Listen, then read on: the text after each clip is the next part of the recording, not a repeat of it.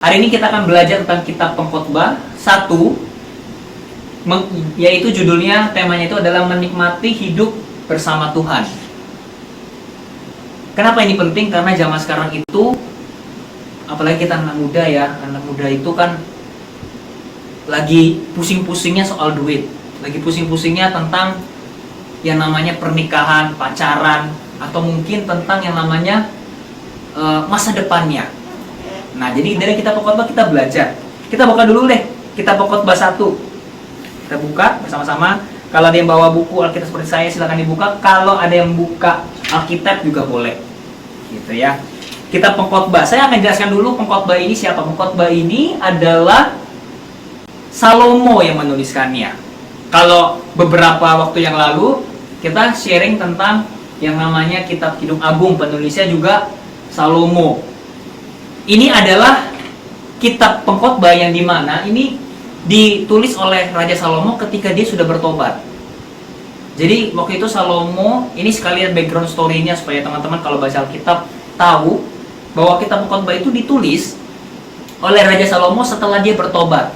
Loh, kenapa dia bertobat? Karena ketika dia sudah mulai tua, dia telah meninggalkan Tuhan Allah Israel. Sehingga dia mempunyai banyak istri dia banyak kan, istri dia itu banyak, pundik dia banyak, totalnya itu semua 1000, saking banyaknya. Karena itu bukan Salomo juga mau sih, karena kalau dia menang perang dan menang apapun itu ada dikasih upeti kan. Nah, upeti itu nggak selalu dikasih emas, dikasih perak, kadang-kadang dikasih wanita untuk seorang raja. Dan dia jatuh ke dalam dosa, dan setelah dia jatuh ke dalam dosa, barulah dia mengingat Tuhannya Allah Israel, Yesus Kristus. Saat itu belum dikenal Yesus Kristus, tapi Allahnya Israel. Dan dia bertobat, dan dia menuliskan kitab Pengkhotbah ini. Jadi nanti kalau kita baca baik-baik di sini semua, ini kesannya kayak Pengkhotbah itu atau Salomo itu kayak merasa putus asa. Dan ini pas banget untuk kita di era sekarang ini. Nah, coba kita buka dulu di Pengkhotbah 1 ya. Di judul perikopnya aja, segala sesuatu sia-sia. Inilah perkataan pengkhotbah anak Daud, raja di Yerusalem. Salomo tadi. Kesia-siaan belaka, kata pengkhotbah. Kesia-siaan belaka. Segala sesuatu adalah sia-sia. Nah, ini dia yang saya mau bawa kepada teman-teman semua. Segala sesuatu itu sia-sia nggak sih sebenarnya kalau di bumi ini sebenarnya? Sebenarnya, kalau kita mau jujuran, segala sesuatu di muka bumi ini sia-sia. Sebenarnya, karena ujung-ujungnya juga kita akan mati tuh. Ujung-ujungnya kita juga akan mati. Mau cari apa dalam kehidupan ini sih? Misalnya, kalau kita mau cari kekayaan, kita mau cari yang namanya uang, pacar, atau suami dan istri. Ujung-ujungnya dia akan pergi meninggalkanmu. Kekayaan pun juga sama. Apalagi masih muda begini kan? Masih muda begini, terlalu pusing ngomongin tentang jadwal. Apalagi kalau punya ambisi, anak muda yang punya ambisi, pasti lebih banyak stresnya. Hari Senin harus begini, Selasa harus begini, ini. Panjang lah ceritanya tuh kan. Panjang banget. Tapi Tuhan ingatkan kita lewat dari Salomo.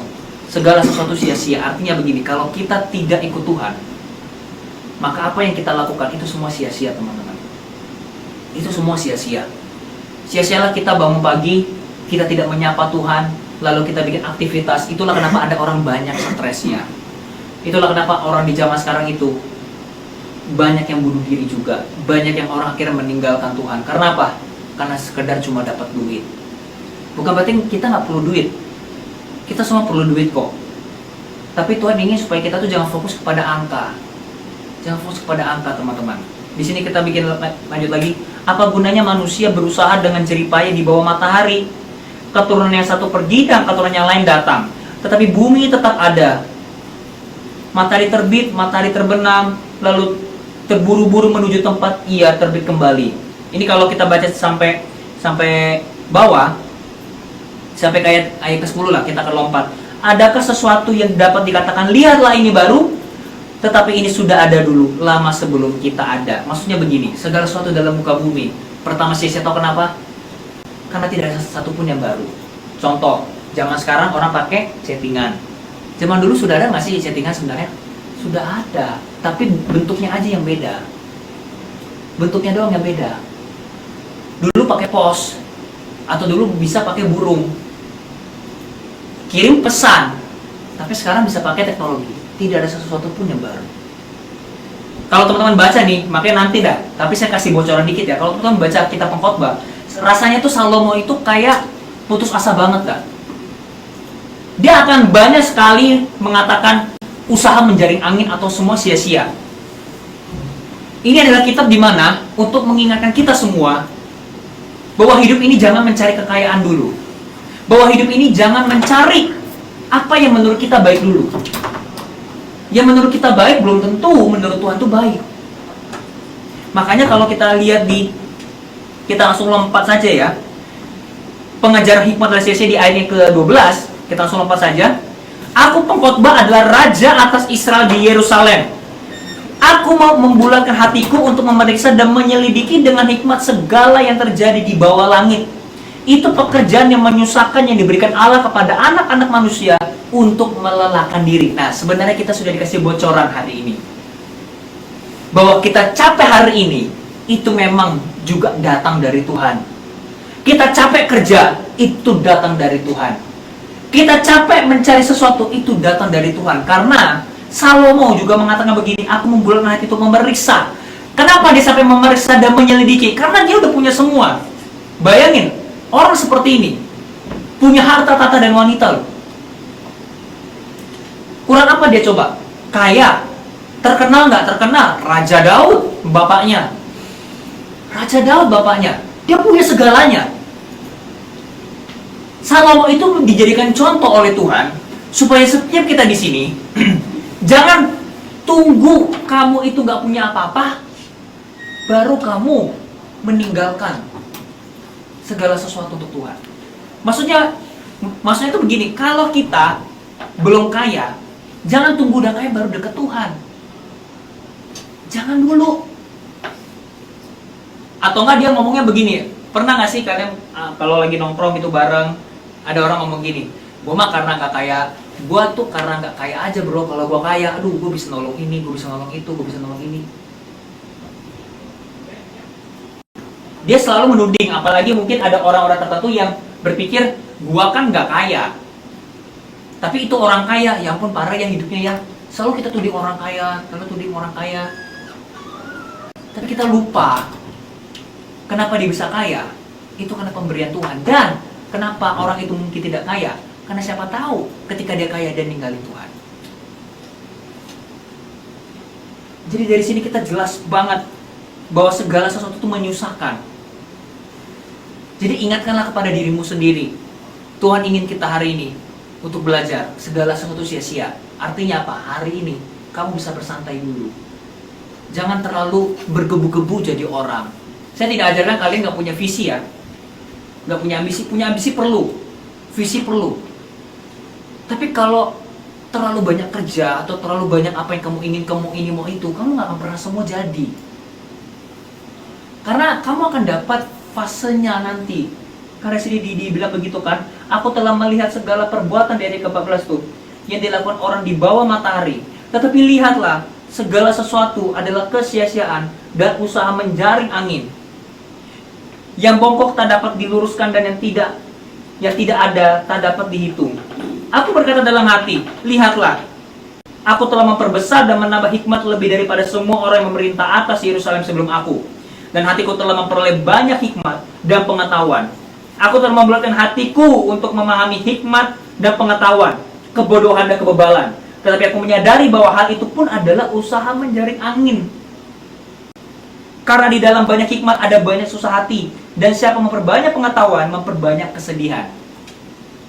Inilah cikal bakal Salomo itu menyadari. Karena apa? Karena di hidupnya dia, dulu dia punya segalanya. Dia membulatkan hati untuk belajar ini, belajar itu. Sampai Ratu Negeri Sheba, kalau kalian baca di Alkitab, itu adalah ratu ya, salah satu ratu yang paling kaya saat itu juga dari negeri selatan.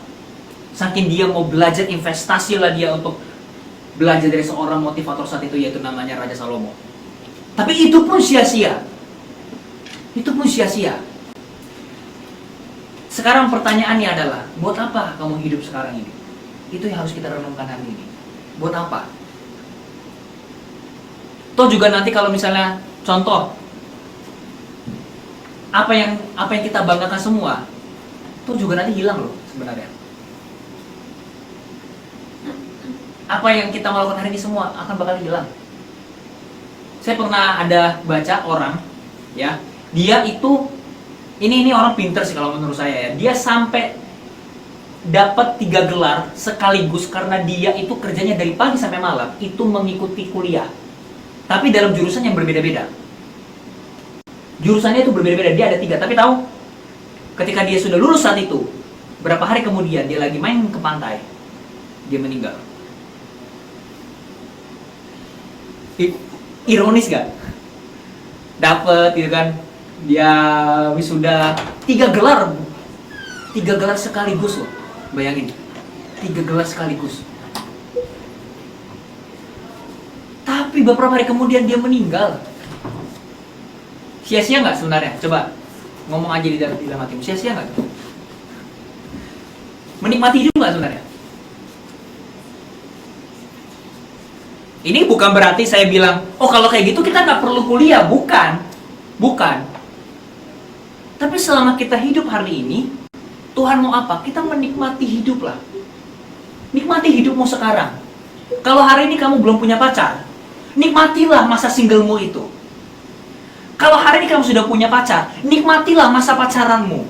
Kalau hari ini kamu sudah menikah, nikmatilah pernikahanmu itu nanti. Karena semua ada waktunya, di muka bumi ini ada waktunya. Jadi jangan terlalu menyusahkan hati. Jangan terlalu mau ini, mau itu. Apalagi masih muda kan, apalagi mungkin kalau melihat di TikTok mungkin atau di IG, wah banyak motivator, ya kan? Yang satu ini cuma sekedar kerja doang jadi karyawan, tiduran doang, sedangkan yang satu habis jadi karyawan, dia pulang buka usaha bisnis, makanya dia jadi sukses. So what kalau jadi karyawan? Kenapa kalau jadi karyawan? Apakah jadi karyawan itu berarti kutukan? Enggak. Kenapa? Ada lagi satu yang ngomong, belajarlah investasi. Ya kan? Motivator. Ada yang bilang apa? Jangan investasi dulu, tapi nabung dulu.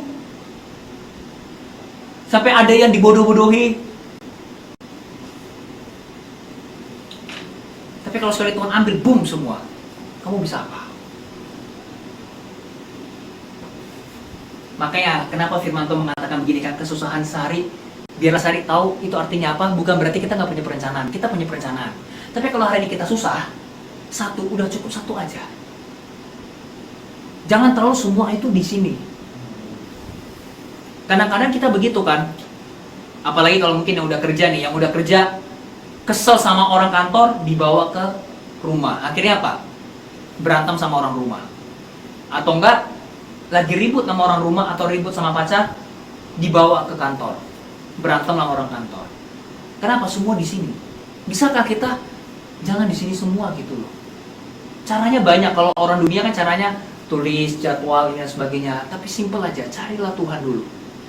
Dari pasal 1 ini kita bisa belajar, tanpa Tuhan kita akan stresnya bukan main dalam hidup ini. Kita akan stres, mati. Percayalah, kita bisa mati muda. Karena apa? Kita mau ini, kita mau itu, kita mau ini. Kita punya perencanaan selama 1 tahun. Tapi coba kalau kita terus terang, 1 tahun itu jadi nggak perencanaan kita 100%? Enggak loh. Enggak. Jadi hari ini firman Tuhan katakan, nikmatilah hidupmu hari ini. Nikmati. Hari ini yang belum punya pasangan misalnya, nikmatilah kesinggalanmu. Nikmatilah pekerjaanmu. Kalau pekerjaanmu hari ini tidak menyenangkan hatimu misalnya, nikmatilah pekerjaan itu. Kenapa? Siap-siap kalau kamu nggak suka dengan pekerjaanmu, ada orang yang akan menggantikan di situ. Pasti akan ada orang yang menggantikan. Karena begitu banyak orang di luar sana yang tidak punya pekerjaan. Lebih baik capek kerja daripada capek nyari kerja. Kita harus punya, nikmati hidup. Karena gak semua orang punya karunia itu. Gak semua. Nikmatilah hidupmu. Kalau hari ini mungkin ada hati yang mungkin gundah gulana, mungkin kita ada ribut sama orang atau sama siapa, udahlah, selesaikanlah, selesai, udah. Nikmatilah hidupmu, jangan karena orang lain kamu stres hari ini. Simpel aja dalam hidup. Ada orang gak suka sama kita nih, ya sudahlah. Misalnya orang-orang di kantor atau mungkin di mana gitu, udahlah. Bahkan di keluarga sendiri pun, ya sudahlah. Maafkanlah, selesai, udah. Gak perlu kita sampai ini, karena ini dibilang apa? Usaha, semua sia-sia. Semua sia-sia. Ini kita belajar ini supaya kita jangan sampai kita itu kayak orang-orang di luar sana. Makanya ada firman Tuhan mengatakan begini kan, semua itu dicari oleh bangsa-bangsa yang tidak mengenal Allah, tetapi Bapamu tahu apa yang kamu perlukan.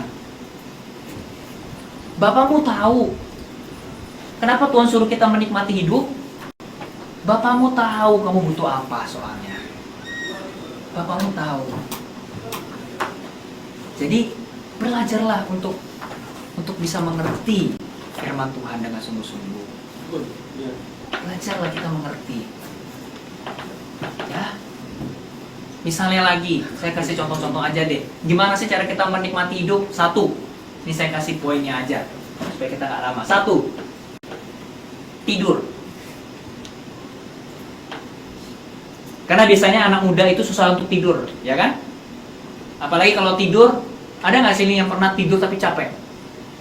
Nah, tidur nih, tapi bangun tidur, aduh rasa kok capek ya, loh. Padahal tidur, tapi kok capek ya? Tahu nggak, Roh Kudus itu kasih kita tidur itu untuk apa? Supaya kita istirahat. Ada berkat-berkat tertentu yang Tuhan kasih ketika kita tidur. Salah satunya tidur itu tuh berkat, tahu? Karena ada beberapa orang yang tidak bisa tidur. Opung saya selagi dia masih hidup, dia susah banget untuk tidur. Dia pengen banget untuk bisa tidur, bisa 8 jam aja udah puji Tuhan. Makanya kalau ada di sini yang hari ini suka begadang, ya siap-siap nanti kamu tidak akan suka dengan begadang lagi. Ya kecuali kalau memang begadangnya karena pekerjaan, ya udah oke lah. Tapi jangan sering-sering. Tapi kalau begadangnya cuma sekedar karena main game, cuma karena sekedar tidak bisa tidur atau apa, nanti ketika kamu tua akan lebih susah untuk tidur. Jadi gimana cara kita menikmati hidup? Tidur. Lupakanlah dulu pekerjaanmu dulu. Lupakanlah dulu masalah-masalahmu. Tidur aja dulu. Gak apa-apa. Gak apa-apa, ini adalah pesan pengembalaan untuk teman-teman semua. Belajarlah untuk bisa tidur.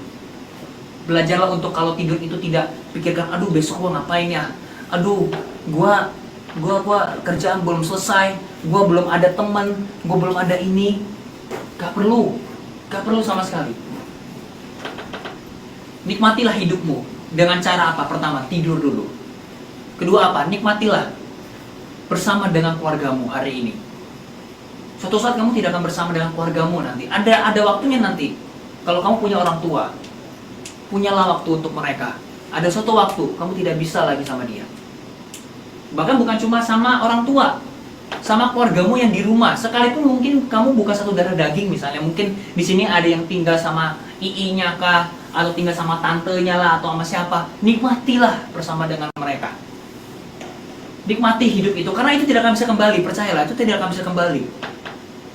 Jangan tunggu nanti orang tuamu sudah tidak ada, kamu akan menyesal seumur hidup. Nikmatilah waktu dengan mereka.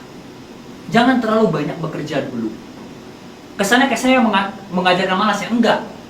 Karena di luar sana itu banyak banget kan orang-orang yang mengajarkan kerja. Kayaknya kalau tutup mata dikit, santai dikit, orang udah sampai 10 mil. Ya sudah, nggak apa-apa, biar mereka aja. Nggak apa-apa. Toh juga Tuhan akan kasih kita pada waktunya kok. Tuhan akan kasih. Berkat kita tuh udah berbeda-beda. Berkat Tuhan itu udah kasih per hari untuk kita.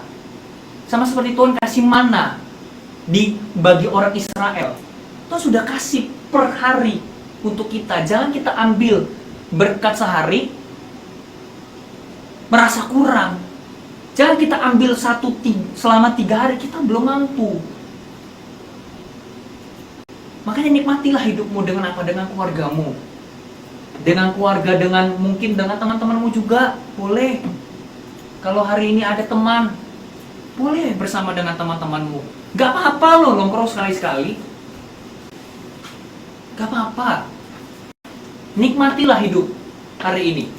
Hari ini masih ada yang sehat, bisa jalan-jalan, nikmatilah. Nah ini firman Tuhan juga mesti hati-hati nih. Takutnya ada beberapa orang yang berpikirnya, kata si Yoel kan boleh jalan-jalan. Ya boleh jalan tapi tetap harus bekerja ya. Maksudnya kita tahu tempat lah. Kita tahu tempat. Mana saatnya kita bekerja, mana saatnya kita belajar, mana saatnya kita untuk bisa tidur, untuk bisa istirahat. Kita tahu tempat aja udah. Jangan kita terlalu mengejar apa yang kita mau. Itu juga ujung-ujungnya kalau memang Tuhan kasih, akan ada waktunya kok. Asal kita ikut jalurnya Tuhan aja, asal Tuhan yang menyertai, itu bisa cepet kok. Percayalah, itu bisa cepat. Makanya luangkan waktulah buat Tuhan dengan seperti ini. Luangkan waktulah untuk Tuhan. Dengan kita baca firman, dengan kita punya komunitas. Kalau di sini sebutnya namanya Sense Group, Komsel. Punya waktu dengan mereka, karena suatu saat mungkin dia nggak bisa membantumu dalam hal duit, mungkin dia nggak bisa bantu kamu dalam hal dana atau mungkin tenaganya, mungkin cuma saran, mungkin cuma doa. Tapi tahukah, suatu saat nanti kamu akan memerlukan teman-teman seperti ini. Karena banyak di luar sana orang bisa bermuka dua. Nikmatilah bersama dengan orang-orang di sekitarmu, jangan cuma sekedar cari uang. Nanti ada waktunya kok. Nanti saya akan kasih tahu pekerjaan itu bagaimana. Saya mau begini bukan karena saya malas, saya juga bekerja terus. Ini sedikit sharing ya. Saya saking banyak waktu itu karena pekerjaannya banyak sana dan sini. Tuhan izinkan saya sakit 6 hari, 1 hari bisa kerja. Tuhan membalikkan caranya. Kalau Tuhan kan menciptakan langit dan bumi 6 hari kan. Tuhan kerja 6 hari, 1 hari istirahat. Hari itu saya 6 hari, bukan 6 hari kerja, 7 hari kerja. Karena Senin sampai Sabtu kerja, minggunya ke gereja kan begini kan juga bantu-bantu pelayanan. Senin lagi kerja lagi, malamnya bikin ini itu, usaha ini dan itu ini. Belum lagi nanti ada mau butuh apa lagi ini gereja ya. Belum lagi nanti keluarga. Sakitlah saya harus di rumah selama 6 hari. Hari ke-7 baru saya dikasih kerja. Jangan sampai Tuhan kasih teman-teman seperti saya 6 hari cukuplah bekerja, 7 hari. Hari ke-7 kamu istirahat. Bukan berarti nggak boleh kerja sama sekali, bukan berarti kamu hanya kayak cuma di rumah mendem doang, hanya sekedar main. Enggak loh. Banyaklah waktu dengan Tuhan Yesus. Banyakkan waktu dengan Tuhan. Jangan tunggu sudah Tuhan kasih. Kamu mau kerja 7 hari, ya sudah, saya kasih kamu 6 hari istirahat. 1 harinya kerja. Jangan sampai begitu. Kita pekotbah ini sangat luar biasa. Salomo sudah menjadi tumbal untuk kita semua, supaya kita jangan mencari dunia ini saja. Bukan berarti nggak boleh cari uang. Apa-apa butuh duit, ini juga butuh duit. Kita juga ini nih, kita bisa menikmati semua, ini juga ada duitnya. Tapi jangan apa-apa semua duit. Stay lah dulu. Belajarlah dulu untuk bisa. Ini juga kalau misalnya suatu saat nanti teman-teman punya karyawannya jangan diperas juga. Misalnya punya partner kerja, ya. Kalau kamu punya partner kerja, baik itu partner bisnis atau mungkin apa, jangan diperas karyawan, diperas. Ada waktunya. Kamu punya karyawan nanti atau punya partner bisnis, ada waktunya kamu cuma bisa kamu kasih dia hadiah, thank you ya sudah bekerja dengan baik. Jangan dicor dia. Bukan susu lagi yang keluar, darah yang keluar sama dia nanti. Itulah kenapa ada banyak orang yang akhirnya mungkin minggat, mungkin keluar. Karena apa? Mungkin di situ tempatnya 7 hari saya kerja, saya nggak pernah ada istirahat. Kita jangan bandingin. Tapi kan dia kan saya gaji misalnya. Dia kan kita udah kongsian nih.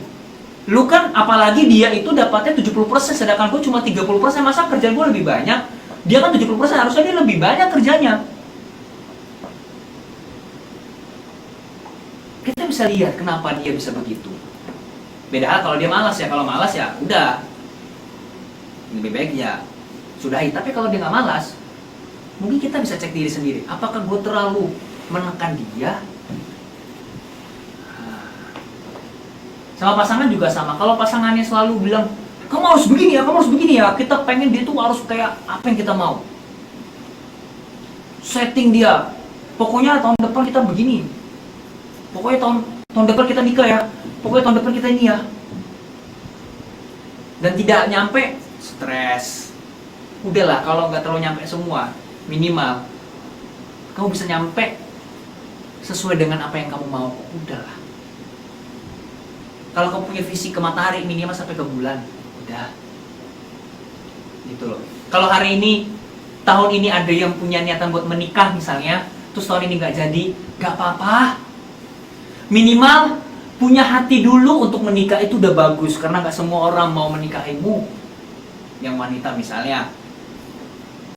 Minimal sudah ada niatan untuk nabung. Gak apa-apa kalau tahun ini gagal nikah. Tahun depan pastikan kamu bisa nikah. Gak apa-apa loh. Bukan gagal nikah berarti semua dunianya hancur. Kalau hari ini kamu punya proposal di perusahaan ditolak, it's okay, gak apa-apa. Kalau hari ini kamu pengen santai dulu, it's okay, gak apa-apa. Gak apa-apa. Pendeta juga sama loh. Kalau pendeta nggak punya hati penguasaan diri untuk ini, kita semua bisa mati, kita juga nih. Kita juga mati loh. Kita doain jemaat, terus doain jemaat, doain keluarga, doain orang terus, mati kita juga nih sebenarnya. Kebayang nggak? Tahu nggak? Pendeta itu paling susah untuk bisa beristirahat sebenarnya. Kita nggak ada checklognya sebenarnya. Coba kalau Kenneth misalnya ada kesusahan, misalnya dia di jalan amit-amit ya, misalnya kecelakaan atau apa, datang kayak kemarin waktu itu Bobby kan kemarin kecelakaan kan, Bobby kemarin jatuh dia gara-gara dituin oleh orang, dia akhirnya chat saya, tapi chatnya itu cuma yuk lu sibuk gak, ya udahlah ya. Kalau misalnya kalau lu lagi kecelakaan ngomong aja lu butuh bantuan, untung ada cecenya kan kenal saya. Yo si Bobby kecelakaan, baru saya langsung ke sana. Saya waktu itu sama lagi sama Indah, saya tinggalin dia dulu. Karena apa? Jadi lagi butuh bantuan. Jadi saat itu saya bukan menjadi pendeta doang, saya menjadi rescue-nya dia. Jadi rescue dia. Datang, ketemu keluarganya, saya bawa naik motor, hujan-hujanan, dingin banget. Besoknya saya yang tepar. Tapi it's okay, nggak apa-apa. Nggak apa-apa. Kebayang nggak kalau satu hari pendeta libur, berapa banyak orang masuk neraka? Begitu juga dokter kan, coba kalau dokter itu nggak ada liburnya, mati dokter juga. Satu hari dokter libur, berapa banyak orang akan meninggal? Nah, tapi dokter ada cutinya nggak? Setahu saya nih, mereka bisa cuti. Pendeta bisa ada cuti nggak? Ya bisa lah. Kalau nggak mati kita. Mereka semua masuk surga, saya yang udah terkapar di sini, saya lebih dulu masuk surga nanti. Ya, amin. Amin, haleluya. Kasih tangan buat Tuhan Yesus kita.